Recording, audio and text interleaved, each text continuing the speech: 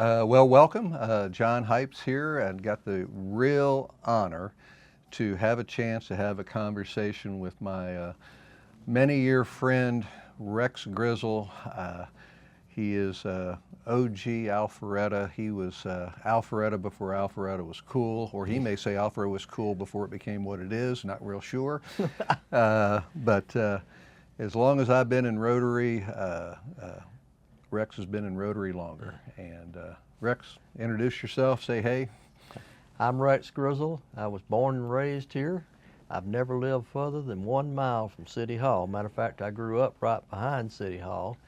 I started the first grade and finished the 12th grade in the same building here. So you can't get much older than that. When I graduated in 1967, the senior class objective was to get the hell out of Alpharetta, because there was nothing here. And there was, if you were going to be anything, if you were going to do anything, you had to come away from here. So it's been quite a shock to watch it change to the point where everybody wants to be here now. So you make it sound like a little bit like a town I grew up in, where it was a good town to be from. Oh, it was definitely a good town to be from. I married the girl around the corner, and she's been here all her life. Her grandfather actually sold the land to Milton County in 1919 to build the school. Now, what was her maiden name? Thompson. And there's a Thompson Street right over here. That was her granddaddy's property. He was a land investor, I guess you'd say. He probably has more names or more deeds in this area than anybody else, land that he's bought and sold. At one time, he owned the land down where the hospital's at an apple farm. Later on, he moved up on Roswell Street, and where the community building is now at the park, he lived there. And then he moved over to where north side, what we call the ABC buildings, and what is now where the little creek is that they say was the first settlement.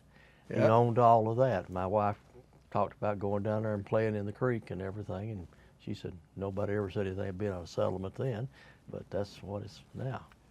Well, let's give people a little frame of reference. Did you grow up along Thompson Street? I grew up at the corner of Thompson and Brook Street. Now, Brook Street no longer exists. It became part of Haynes Bridge. And my dad would buy, at that time, he came here in '46 when the war was over. And he bought the property in '48 from Bud Thompson, Bud Sutton, different Bud Thompson, who basically was Isaac Newton Thompson, but everybody called him Bud. And he had owned all that land down through there, and he bought it from him at $100 an acre.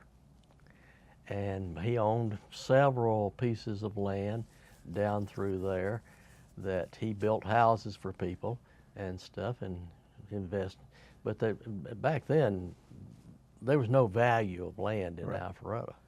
So your homestead, is that where Thompson Street and the roundabout at the Haynesbridge Publix is? Yes. Or used to be? Yes. Where they're building the new development with all the high-end houses, that's where we lived. So the house you grew up in and ran around in as a little guy, years later, Steve Beacham's hometown mortgage with the pool in the backyard would have been right behind your house. It was right, actually, yeah, I guess you say it.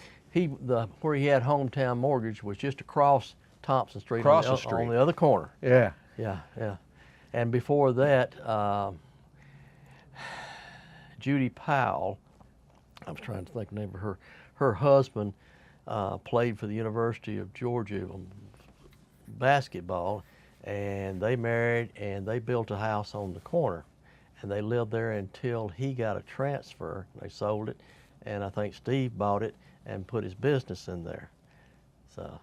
And when you were growing up around here and you were over where the roundabout is now, there was another young guy growing up in Alpharetta named Arthur Letches. He was somewhere around downtown. Yeah. You went out Brook Street until it ran into Academy Street, and if you turned to the right and went down the street just a little bit, that's where he was raised. And not to make this all about Steve Beecham, but his where he grew up and where you and Yeah. Arthur used to run into each other is right next to where Steve's house is currently. Yes. Yeah. Yes. So lot of older names right there in this downtown part of Alpharetta. Pretty much everybody, if you taught in schools here, you kind of lived in the community. When I going through elementary school, every teacher virtually that I had lived in Alpharetta. There was no such thing as a PTA conferences and stuff like that because your parents saw them every day. I mean, they saw them in the grocery store, they saw them at church, they saw them in the anywhere around town. I mean, it was just a constant thing. So, if you did anything in school that was negative, your parents knew about it before you got home. So when we talk old school Alpharetta, 50s and 60s, what was the role of the downtown churches in the community? And what was your role in any of those churches? Well, I grew up just down the street from the Baptist church, and that's where I went.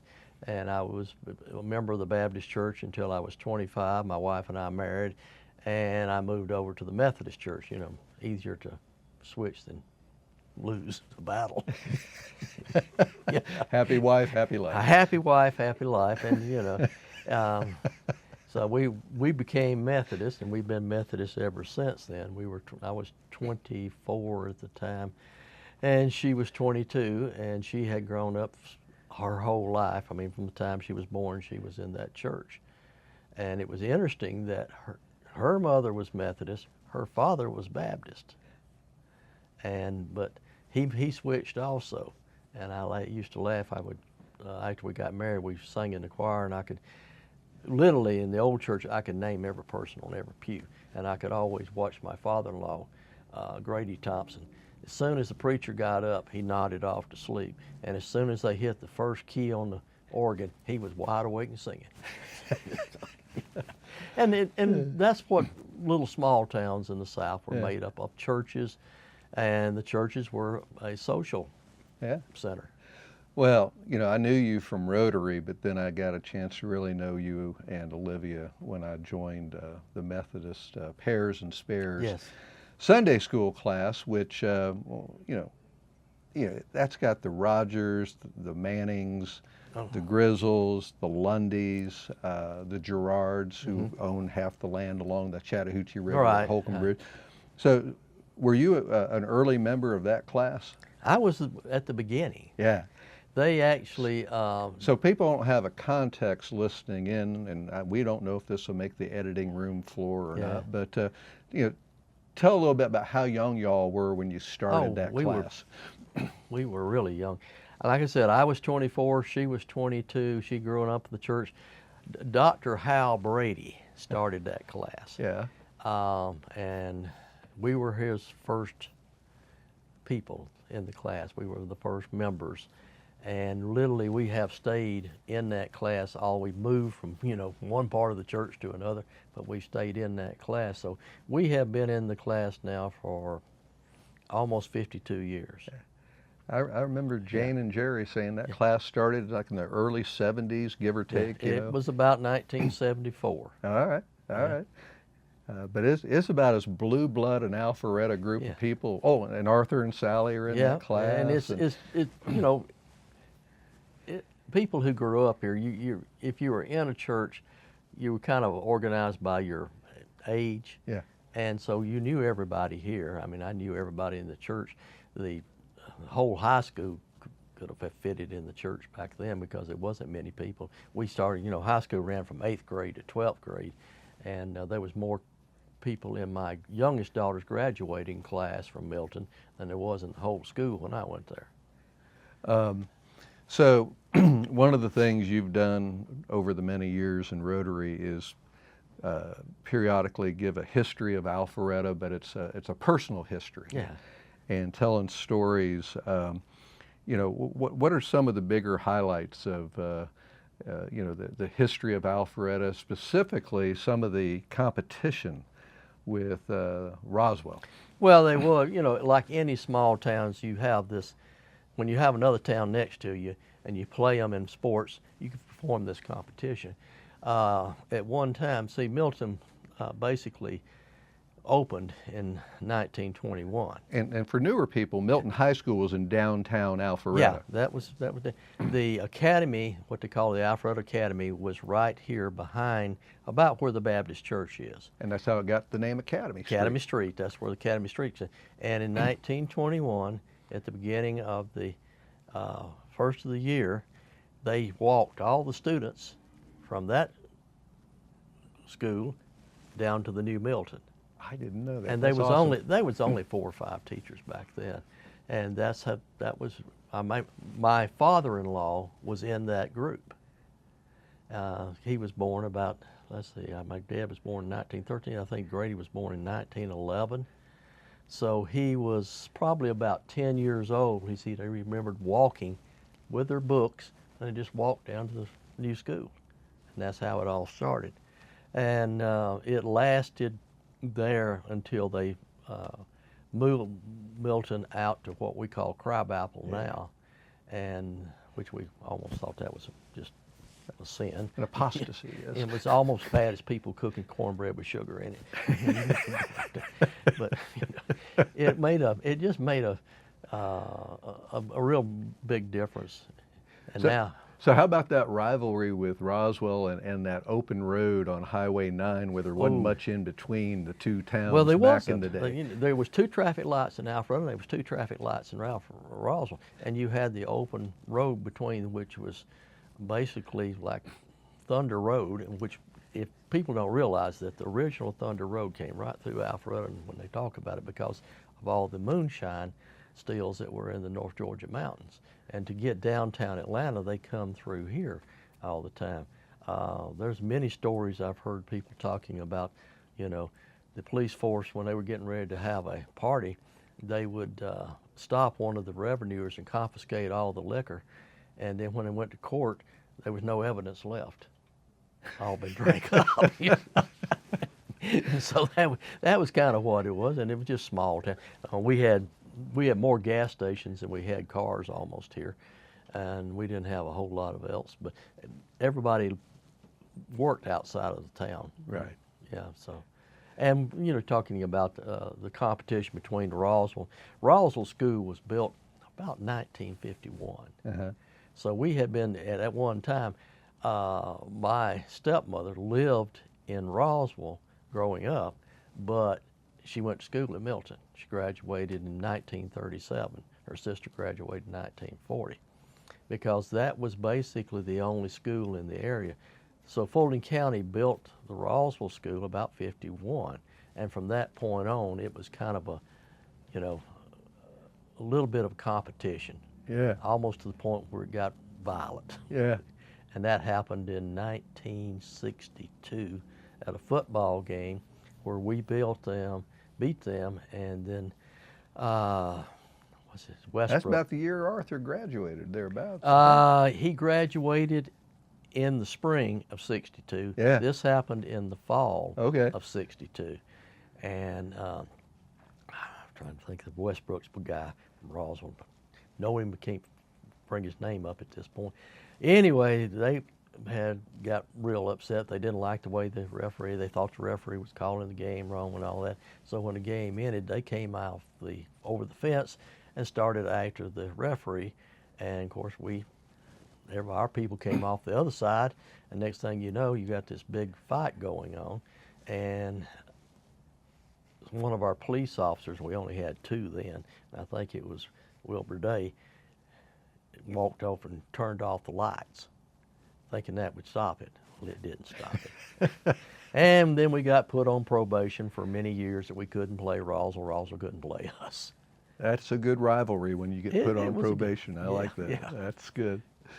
Well, the audience doesn't know this, but I've told you many times how sincerely dear you are to me, and we had that opportunity to go on many trips. But the trip to to South Africa, where in our smaller group we had your classmate Dan Crow Yep. of Crow Cabinetry See? back in the day, and we had Larry Gerard, who was class of '69, and for 3 weeks I learned more about Alpharetta eavesdropping on the three of y'all's conversations about Alpharetta back in the day, and all the history, and the landmarks weren't road signs. It was you go down to the big tree and make a right at the big rock, and you know. Yeah, but basically you give directions by where people live. Yeah. You know, you go to so-and-so's house and you take a right, and you go to so-and-so's house and you take a left, and that sort of thing like that. But that's kind of what small towns are like. People don't pay much attention to road signs. They go by where people lived. So we had coffee yesterday. I told you yesterday. I've told you other times. You're my go-to person for the pulse of Alpharetta, because you were born here, you were raised here. You've been invested here with your home and your business, and so if I need a reality check on Alpharetta, I ask you first. With that in mind, sort of compare and contrast the Alpharetta you were born into with 900 people, or the Alpharetta right before it took off in 1980 with 3,000 people. Would you say we were just insulated or not insulated? Would you say we were middle income or lower middle income? How would you describe that Alpharetta with what everybody understands the current Alpharetta to be? We didn't know what incomes were. We didn't know what classifies. We weren't poor, we weren't rich, we weren't middle. We just existed. It was a town where 85%, probably 95% of the people voted Democrat. If you were Republican, you couldn't be elected to be a dog watcher. You know, it just didn't happen. It was blue collar. There was very few white-collar jobs. People that taught in the schools, doctors, 2 lawyers, 3 lawyers, that sort of thing. One bank in the 1960s? One bank. And that was Bob Kirby's dad, or? Yeah, Bob Kirby's. My dad, they came to my dad, and they had bought the old theater. And they asked my dad because... Now the old theater, are you talking about where Aria is today? Yes. Okay, yes. I love that. Yeah. I love that. Yeah, it's just right down So for here. our Rotary friends that listen in, where Matthew Kotahari's business is, Aria Salon, this is the building you're talking about. Basically, where Roswell Street becomes Canton Street, right? That was the original theater. Mm-hmm. I can remember going there as a child. My dad would give me a quarter on Saturdays, and I would go in there, and it was 10 cents to get in, and I had 15 cents to get a Coke and popcorn. And then you'd spend the morning watching cowboy pictures and stuff like that. But it closed up in the 50s and later in the 50s, and it sat there kind of empty for a while. The city had not had a bank since the 30s. We had 2 banks in the early 30s before the Depression hit. We had Milton County Bank, and they had the Bank of Alpharetta, and basically both of them went out of business. So they decided, some of the business people here decided we needed a bank here in Alpharetta again. They went to, my dad used to say, they went to Sunnydale, Georgia to got a bank charter from a defunct bank there, brought it here, hired my dad to convert the theater into a bank. And I was probably 11 years old. And my dad's business was basically across the street, and my job was he'd give me a quarter, and I'd go down to his business, and he had one of those old nickel Coke machines, and I'd get 5 Cokes and bring them back for everybody to have a drink. And they always had a drink at 10 o'clock and 2 o'clock. Yeah. And so, but when they built the theater, in the back part, they still had the stage and all the screen and all that. So what they did, they leveled it out by building a wall in the back, and they built supports behind the wall of concrete block. Then they backfilled all of that with sand. Mm. And then they poured concrete, and they built the vault. And I remember watching them build that, and they formed that and poured all of that, and that's how the bank came about. And it stayed there for many years till it moved up on South Main Street. Mm-hmm. And then it was sold, and it went through a number of, with Fulton County Exchange Bank, and then when Fulton County Bank, and a number of different things. So a lot of folks, most folks in the club wouldn't know Bob Kirby, who's no longer with us, passed away many years ago, but he was a very active member of the Rotary Club. Yes, yes. And something of a contemporary, maybe he's a little bit older than you, I'm not sure. He's about a year older than I am. Yeah.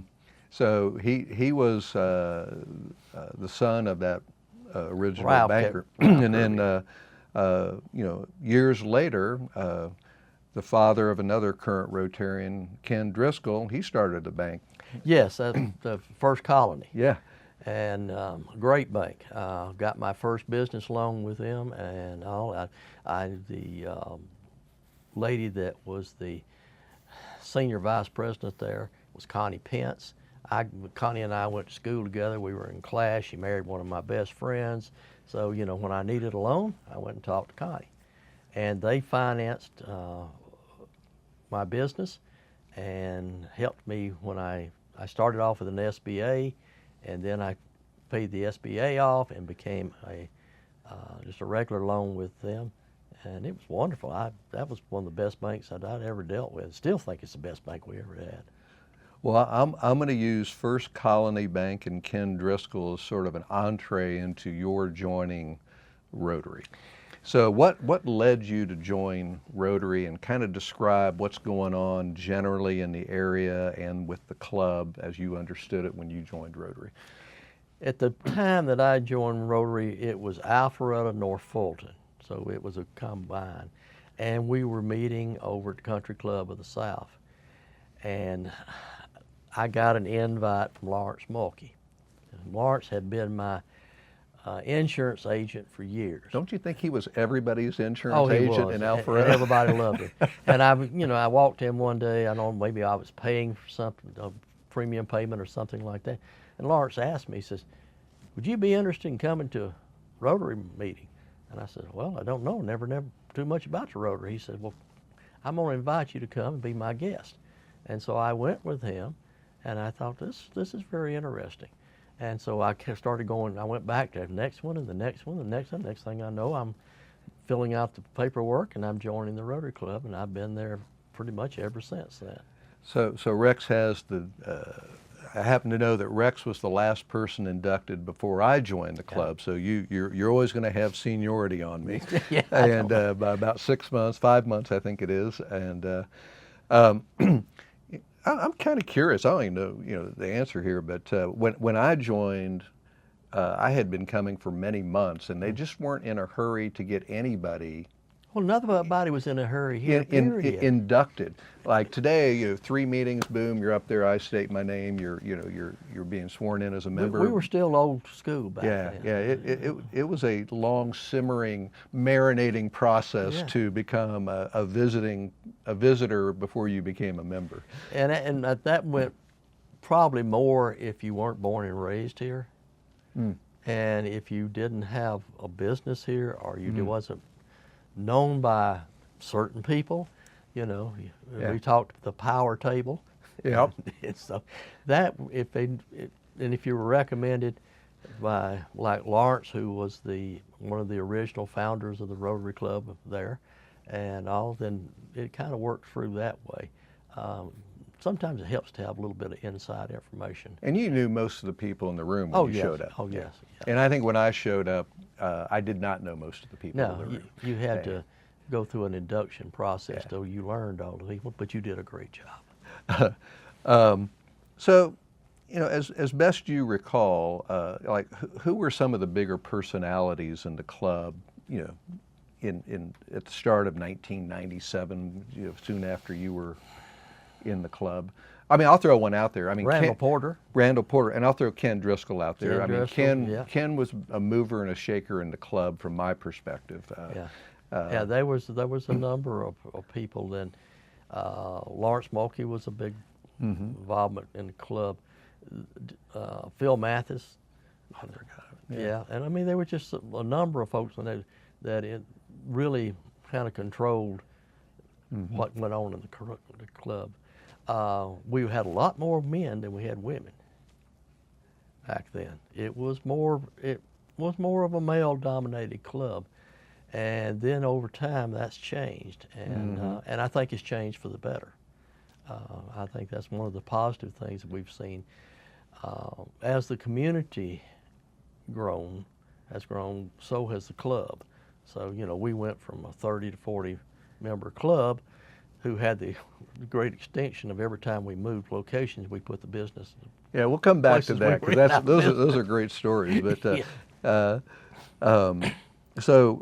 like when you joined the club, now we do multi-$100,000 fundraisers.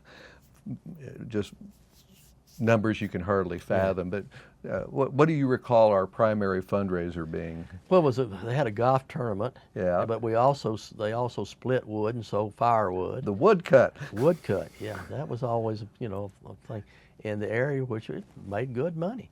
Yeah. But we didn't need a lot of money. We didn't. Now, come on. We were good. You have what we had. You got to use your imagination.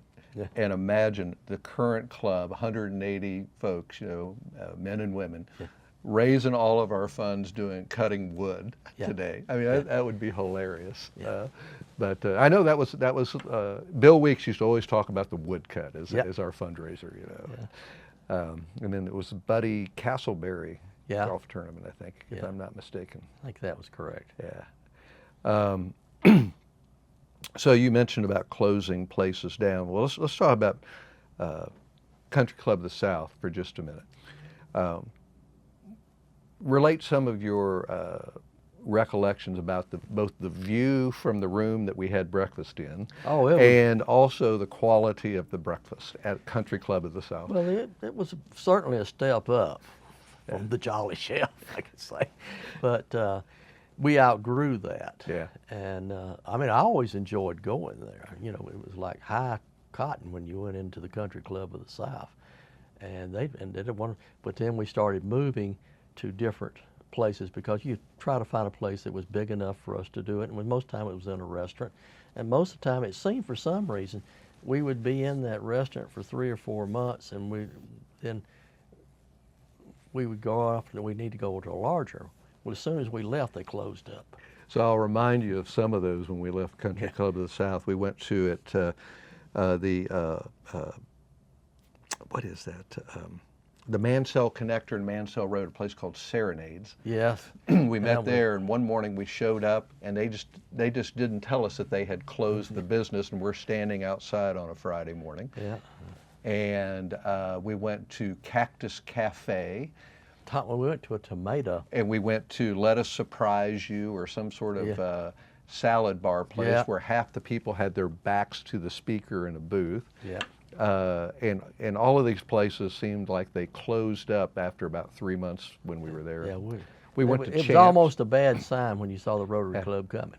Yeah, and then finally we ended up over what is now Roost Chris, but upstairs of what was then, and I forget the name, Rainwater. Rainwater's now. And that was a really good room for us as a club back at that time. And then we moved to the Presbyterian Church.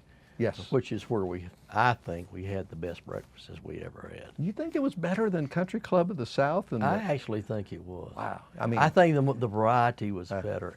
Chef Doug is a good chef, but man, Eggs Benedict and you knew you was going to have something good at the country. Yeah, so that's open to debate, I guess. Yeah, I guess it depends on your tastes. Yeah.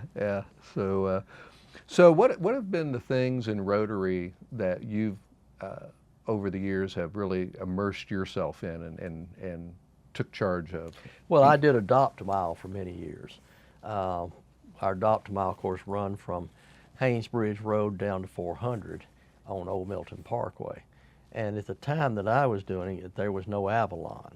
Mm-hmm. And we would hand everybody 2 big trash bags.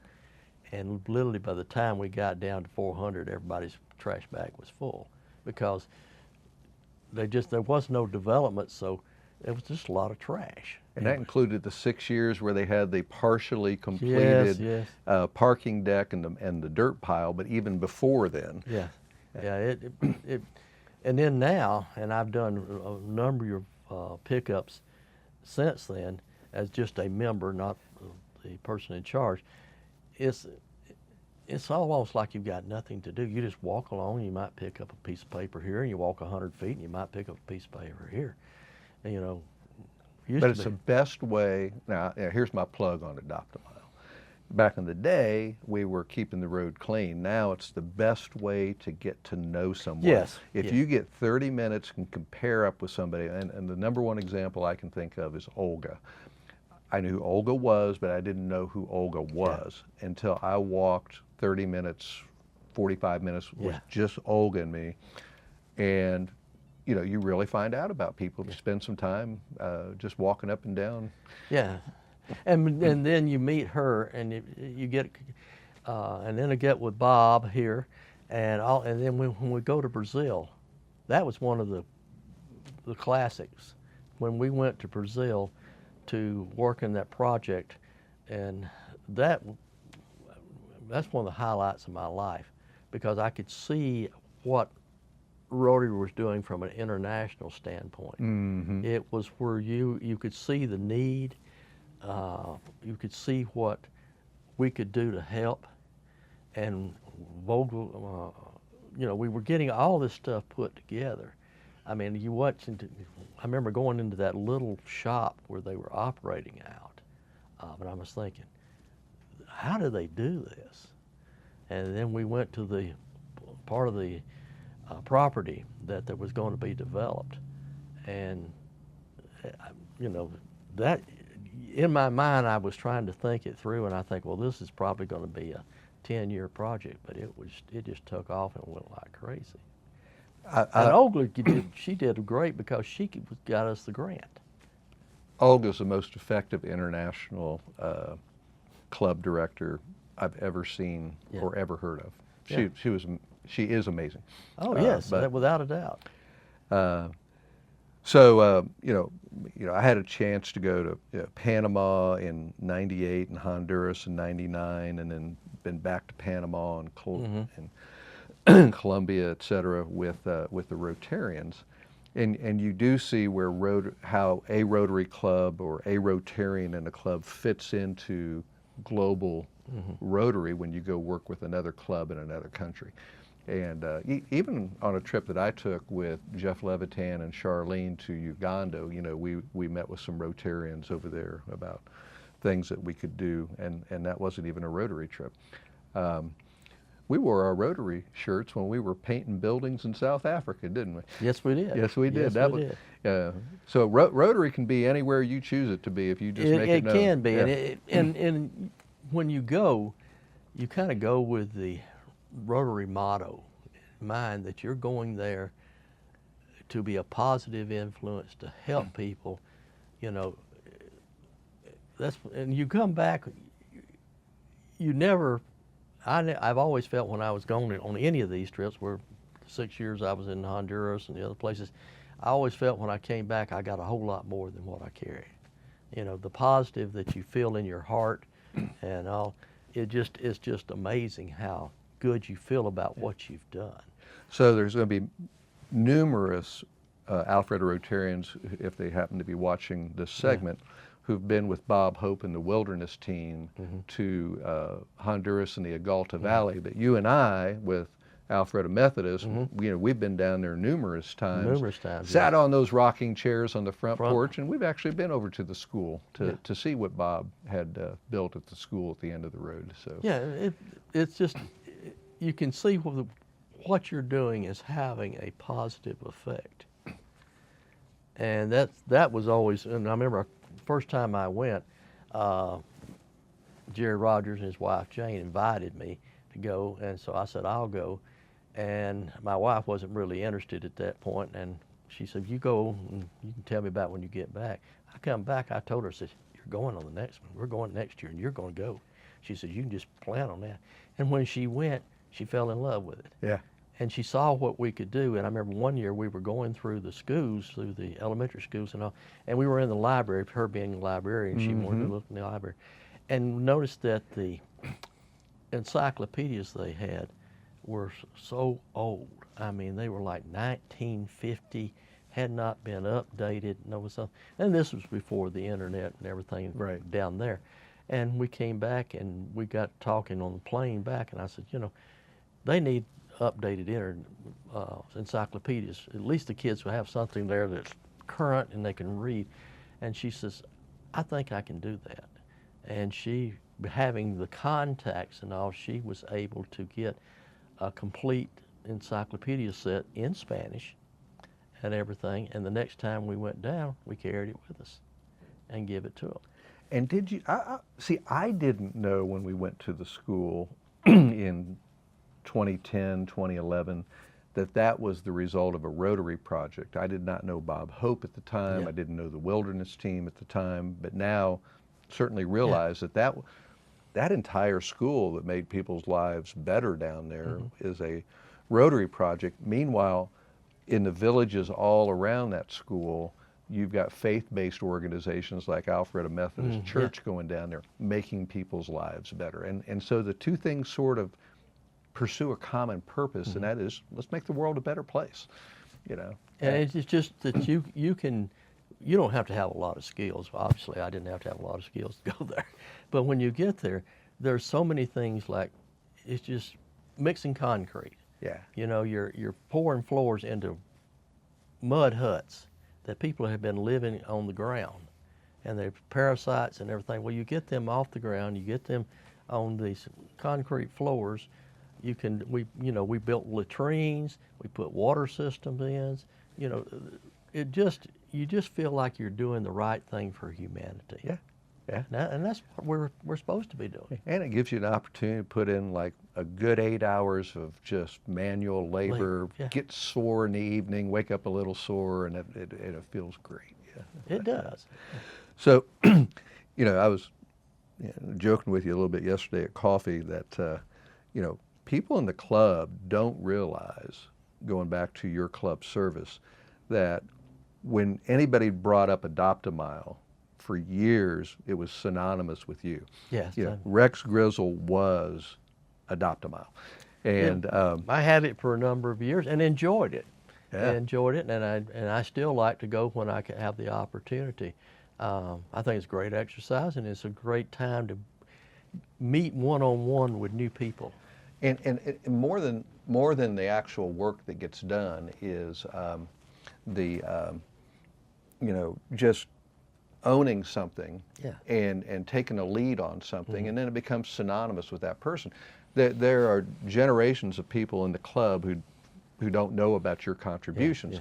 There's another generation after that Adopt-A-Mile is synonymous with Chris Weber. Yes. That's all they knew was 12 years of Chris Weber after your 12 years or however long it was. And for me, it was a chance to pass on information to people about Alpharetta, because walking that mile or so that we walked, I grew up there. I knew every house and every person. My wife lived on the property right there where the Well Star is now. That was where her family was. And I knew everybody on both sides of the road. And so when I was talking to people, I would try to explain to them, here is the history, here's the people, here's what Alpharetta was like. I remember that as you got further out, my father-in-law kept mules out where Avalon was. And he would go in the springtime and get his mule, walk it back to his house, and plow with a plow his backyard. I mean, his garden and all, and get it ready and plant it and everything. Then he'd take his mule back down there and put it back in the pasture.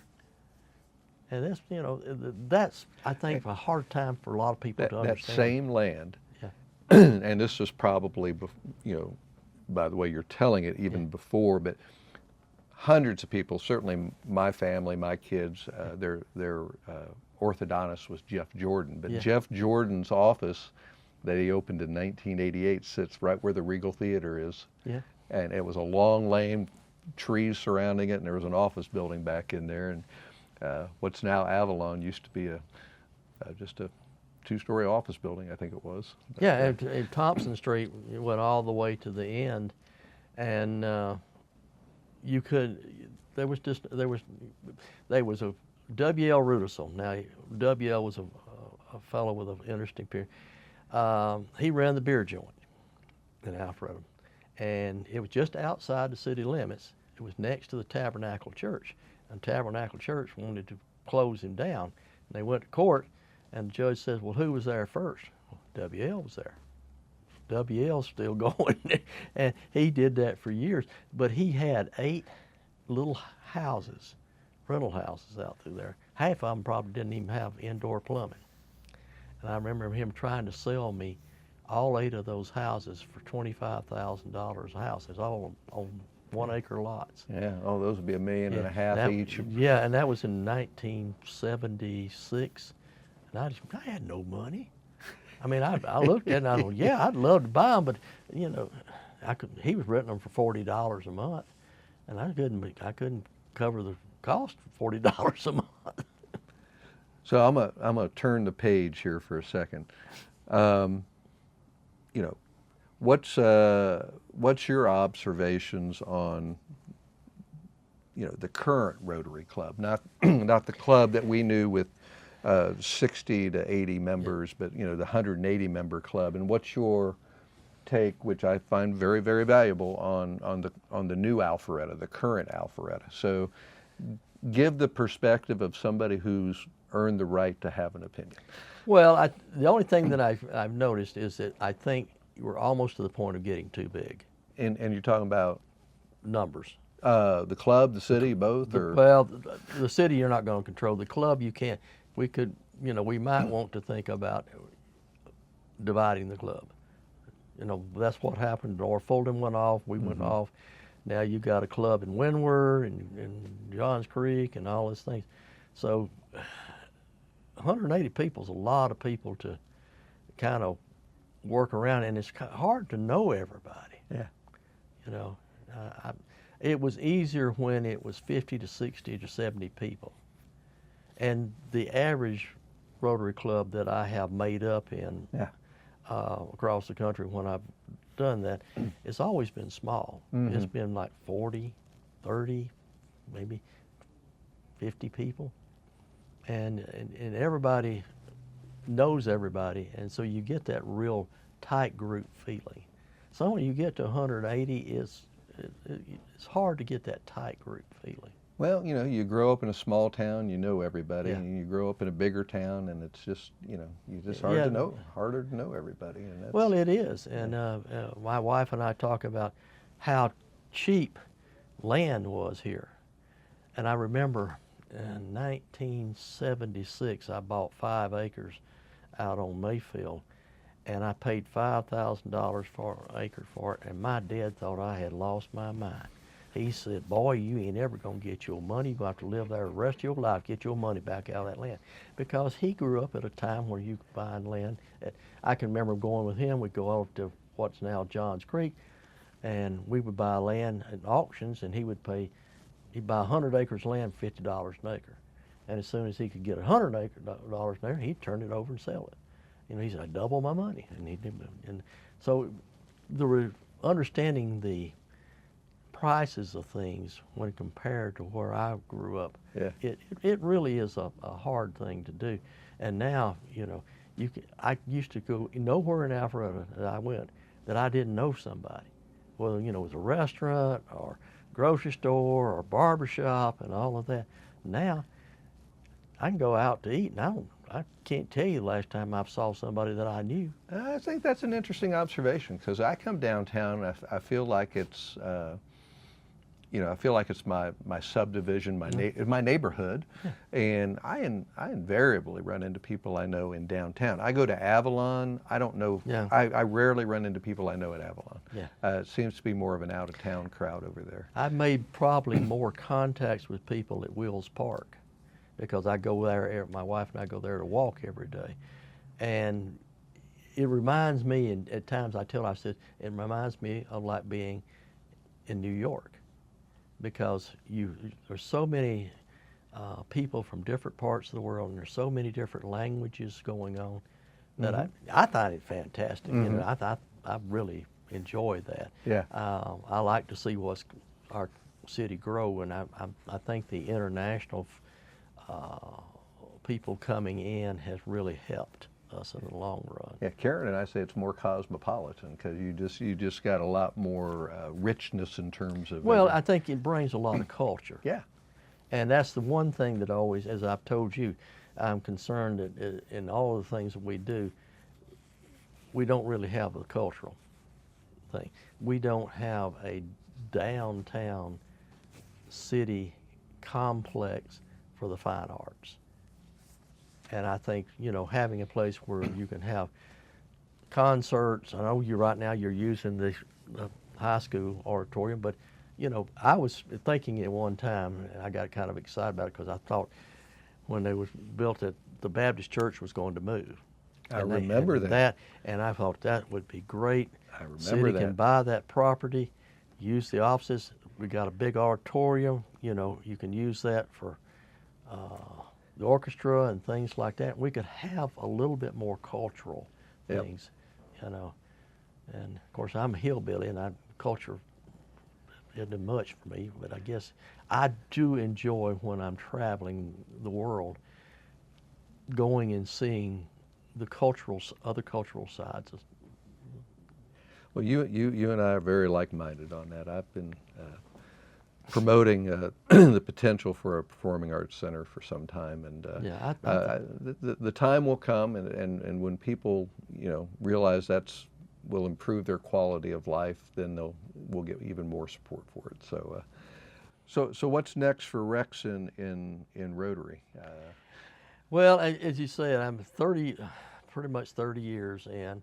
You'll be 30 years in December this year. Yeah, and I'm soon be 77 years old. I'm beginning to take more of a longer, or I guess shorter look at my life. When I look and I think about, okay, I'm here now, how many more years I'm going to be able to do things? And I don't want to take up space just because I'm there. If somebody that can be more productive can come in and do a better job. Yeah. I enjoy Rotary. I enjoy every meeting. I enjoy the people there. I think right now I think we're in a sweet spot at the American Legion. That works real well. We haven't had that feeling in quite a while, but I don't know that can add a lot more to the institutional knowledge is irreplaceable. Well, yeah. It is. It is. And to me, an organization that's built on tradition, it requires people who know what the traditions are and are willing to remind people that we have traditions. I enjoy the fact that they do ask me maybe once a year to give a talk about the Alpharetta that I grew up in. Yeah. And that is an enjoyable thing to me because it keeps my memory fresh on the history. As a matter of fact, I find myself going back and reading some of the things just to refine my mind and make myself more aware of this is things that people don't know about. People don't know when there was, just a 2-lane road right through, and you pull into Barnett Brothers and go in there and, you buy whatever you want, sign a ticket, and get in the car and go back home. And that was it. Bates and Woods groceries, all these little places that are part of my childhood. The barber shops. Yeah. We used to have Blaylock, wonderful yeah. barber. Yeah, Yeah. Blaylock's barbershop. Yeah. Before that, we had the City Barber, which was George Linkerfeld was actually my mother's. His wife was my mother's first cousin. I can't even do the math on And that. We'll keep going. And George lived here till he was well into his 90s, and a lot of the people here, a lot of little places. I can remember going into one of the other barbershops one time, and they were playing country music. They were sitting there with fiddles and banjos and stuff. And they would play a few songs, and then he'd stop and cut a hair, and then he'd go back and play more music. Yeah. They learned how. They didn't get over obsessed with money. And I think that's part of what this area's become is obsessed with money. Yeah, it's certainly become affluent. Yeah, and yeah. that's not always good. Yeah. Fluency is nice, but it doesn't always fill the bill of what you need. I hear you. You know, we've got, went from one high school to now we've got God knows how many other high schools. We went as far over as Gwinnett County, the city of Alpharetta's mailing addresses. Went up into southern Forsyth. We went over into to Cherokee, and they were just, one little school. Now you got, God, I can't even count the number. Well, that was to keep up with 400 and 500% growth. Oh, yeah. Yeah, just amazing. I mean, I can growth. remember when I came out of the Army in 1972, driving up 400 from the airport with my parents and thinking, God, this is a road to nowhere. I mean, I could literally count the number of cars I met going south on one hand. And it stayed that way for many years. And then suddenly, as people began to realize that they could move further out and still drive in, and then businesses realized that they could relocate further out and I survive. visited my sister who lived in Duluth when I was in college at Wake Forest. Rather than driving to Indiana, I came down to Atlanta. And I remember driving from Duluth to Martin's Landing. And we went down what I now know is Peachtree Industrial, but it was this 4-lane road and there was nothing on it. And I remember that. I'm like, why is there a 4-lane road out here with nothing on it? I remember when Holcomb Bridge was a dirt road. When I moved here, they were widening it in '83. Yeah. And I just noticed the other day the bridge marker at Holcomb Bridge, right where Larry lives, so it was built in 1982. We used to set up on where Larry was raised, the house up on the hill. We'd set up on the porch. That house is for sale right now. Well, the one up on the hill. Yeah. Yeah. And we could watch the Klan meetings, which was on the other side of the river. You could cross the bridge, and it was right there on the left because they couldn't have a Klan meeting in Fulton County, but they could have it in Gwinnett on a Saturday night. So the Girard property is all that where the driving range is, and Ellard, and all that land along the Chattahoochee River in Fulton County at Holcomb Bridge. Yeah, and, they had 1,600 acres at one time. Yeah, it's amazing. And all the Horseshoe Bend property came from that. And I think Larry still has 100 acres. Fulton County took about 60 acres to put in the sewer processing plant there. Let's wrap up on a Rotary note here. What is like the most memorable year that you remember in Rotary, or some memorable event? You've talked about some of the international travel, which is obviously high on the list, but anything else that sticks out in your mind where you're like, this is good stuff? Well, memorable things for me was doing the Adopt a Mile. I had really enjoyed doing that. And just seeing the new people coming into the club, seeing new businesses being developed here, watching the town grow. This property here, I can remember, was... Here being the Wells Fargo Bank. The real Fargo Bank, and on this corner, the Brady's family had a little building here. It was a big building at that time, I thought, as a kid. And at one end, they had a Chevrolet dealership. Never had but 2 cars in it, but they always had a little Chevrolet dealership. And you see that, and you cross the street, there was the old Alpharetta Hotel and all that. And you see the things that have taken place here, and you see the growth, and you see the new buildings, and you just makes my heart want to jump for joy, because I think my wife and I think it's wonderful. A lot of classmates got out of here. They don't like to come back to Alpharetta. They just think we've earned it. I think we've made a great move. Well, I'm happy. I'm really, really happy to hear that. And so we, for me, there's some folks who've added to Alpharetta, but as far as the fabric of Alpharetta, what's woven into the fabric of Alpharetta, the Grizzle and Thompson families are Well, my wife's family, part of the fabric of Alpharetta. You they guys- have been here for 200 years. Well, you were born here, so Yeah. we'll start with that. Yeah. And they, I mean, her great grandfather is buried. I guess it's her grandfather was buried over in Providence Baptist Church Cemetery, and he had 16 kids, and all lived to be adults. Wow. And when you have 16 kids, and then they have kids, and all. My wife's got a huge. I told her one time when we first married, I would talk about something, and she says, "Well, I'm kin to them." And then I talked to her, "Well, I'm kin to them." I said, "I'll tell you what, just tell me who you're not kin to, and it'll make it a whole lot simpler." Because that's what it was. And if you grew up in this town, there was so much of a mix that everybody was related to somebody in the town. And that's the one thing that I like about Rotary, is that you begin to get this web of ties with people. And then when you need something, you have a question, you got somebody there you can go to.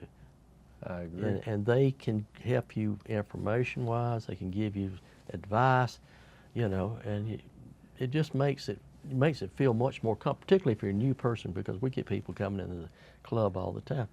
They don't know anybody. So if you introduce yourself and you train to what you do and what can I help you with, that is forming that tie, and it makes them feel more a part of the community.